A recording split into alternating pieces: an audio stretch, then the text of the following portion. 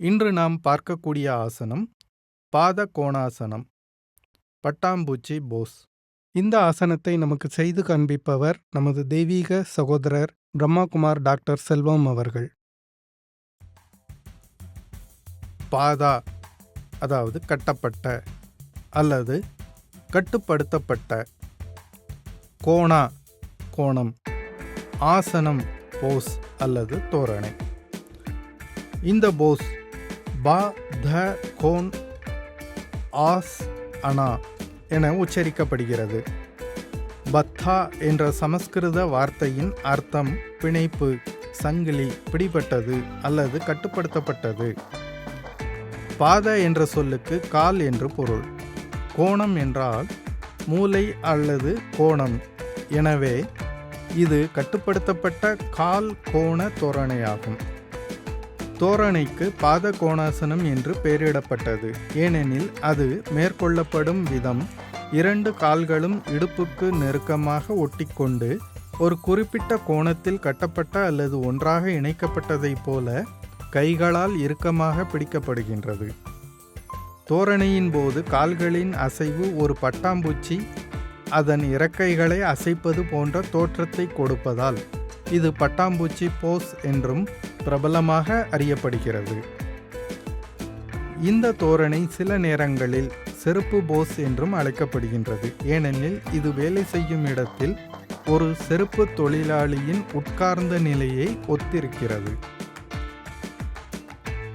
பாத கோணாசனா அதாவது பட்டாம்பூச்சி போஸ் செய்வது எப்படி? தரையில் உட்கார்ந்து கால்களை ஒன்றாக இணைத்து நேராக முன்னால் நீட்டவும். முதுகை நேராகவும், தோள்கள் மட்டமாகவும், தலையை நேராகவும் வைக்கவும்.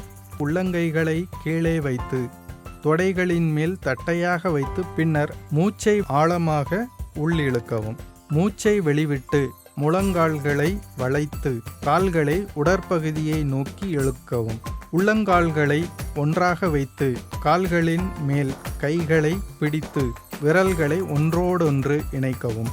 கால்களை நெருக்கமாக இழுத்து குதிகால்களை பெரினியத்திற்கு எதிராக வைக்கவும். ஒவ்வொரு பாதத்தின் வெளிப்புற விளிம்பும் சிறு விரல்களும் தரையை தொட வேண்டும். முழங்கால்களை தரையில் தாழ்த்தி பின்புறத்தை நேராக வைக்கவும். கன்றுகள் மற்றும் முழங்கால்களை தரையில் கொண்டு வர தேவைப்பட்டால் தொடைகளின் மீது அழுத்துவதற்கு முழங்கைகளை பயன்படுத்தவும். தோரணையில் மூக்கின் வழியாக மெதுவாக சுவாசிக்கவும். தோரணையை விடுவித்து கால்களை நீட்டி தொடைகளின் மீது கைகளை வைத்து உட்காரவும். வசதியை பொறுத்து 30 வினாடிகள் முதல் 20 நிமிடங்கள் வரை தோரணையை வைத்திருங்கள். 2 அல்லது 3 முறை செய்யவும்.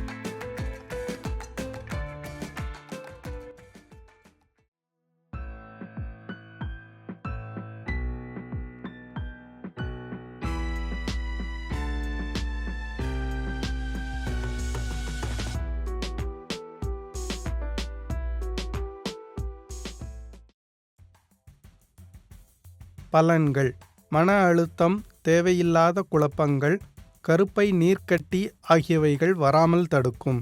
அதுபோலவே முறையற்ற மாதவிலக்கு சீராகும். முடி உதிர்தல், முகப்பரு, உடல் பருமன் ஆகியவைகளும் சீராகும். தினமும் 2 வேளைகள் செய்யுங்கள்.